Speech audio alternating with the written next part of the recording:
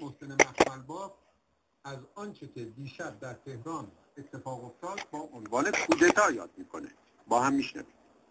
روز گذشته 20 تا نیروی لباس شخصی به ستاد اطلاع رسانی آقای موسوی در قیطریه حمله میکنن، میزنن به اصطلاح وسایل اطلاع رسانی رو میشکنن. بعد به کسانی که در ستاد بودن از آقای خرازی امینزاده رو میزنن و بعد مردم که میان جلو اینا گاز اشک‌آور میزنن در حالی که اینا نیروهای لباس شخصی بودن و بعد میگریزن. مردم 7 تاشون رو میگیرن و توی ستاد نگه میدارن. نیروهای انتظامی وارد میشن و میگن شما اینا رو به ما تحویل بدید، ما خودمون اینا رو مجازات میکنیم متخلفین. و آقای امینزاده میگه نه خیر، اینا باید صورت مجلس بشه و بعداً شما اینا رو گم خواهید کرد. بعد به آقای ستاد اطلاع رسانی آقای موسوی درگیر این موضوع میشه. به آقای موسوی وزارت کشور اطلاع میده که بیانیه پیروزیتون رو آماده کنین و آقای موسوی میگه چند ساعت آینده من اعلام میکنم جشن پیروزی رو روز یکشنبه که روز تولد حضرت زهراست و روز مادر میگیریم. عرض شود که بعد از آقای خامنه‌ای بهش اطلاع داده میشه که پیروز انتخابات آقای موسوی است. ایشون ابتدا میگه باشه اطلاع بدید ولی جوری که مدیریت کنید اطلاع رسانیش رو. پشت این اخبار متفاوت میشه، ستاد تمام موبایلاش قطع میشه، SMS ها که از قبل قطع شده بود. به روزنامه‌های اصلاح طلب اعلام میشه که فردا شما پیروز هستین اما خبر پیروزی رو نباید بزنید. ستاد رو کلا تعطیل میکنن. مسئولیت ستاد افتاد گردن من تا این بخشش که من اطلاع دارم. اینهایی که تا اینجا خدمت شما گفتم چیزایی است که من مستقیم از ستاد میشنیدم که تا اینجا پیش رفته. بعد از اون دیگه اطلاعات من از منابعی است که با واسطه است. مثلا خانم نوشابه امیری با اطلاع داد به من که آقای مجیدی آقای موسوی رو ترک کرده، گفته من ناامید شدم، به خونهشون رفته و اعلام کرده که فردا کودتا خواهد شد در تهران.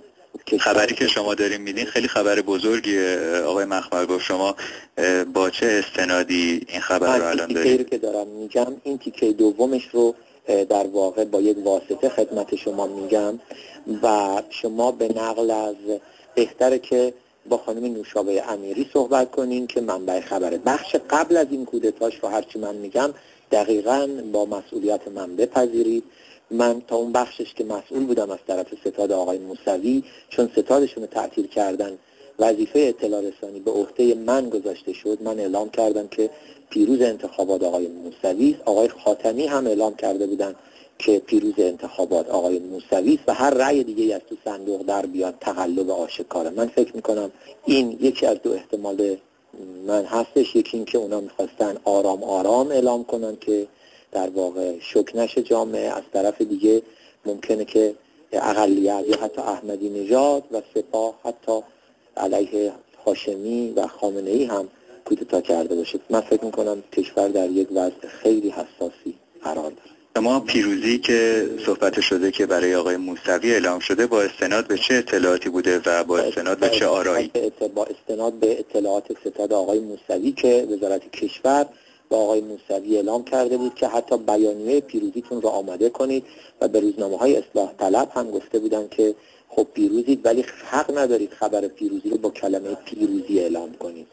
شما در واقع به عنوان سخنگوی ستاد آقای موسوی این مطلب رو رسما تایید میکنید؟ بله. خب میخواستم ازتون بپرسم که اگر فردا اعلام بشه که کل آرا شماره شده و آقای احمدی نژاد به عنوان رئیس جمهوری بعدی انتخاب شده، به نظر شما با توجه به حضور گسترده مردم که در روزهای اخیر شاهدش بودیم در تهران و سایر شهرها، واکنش هواداران آقای موسوی و سایر اصلاح طلبان به این خبر چه خواهد بود؟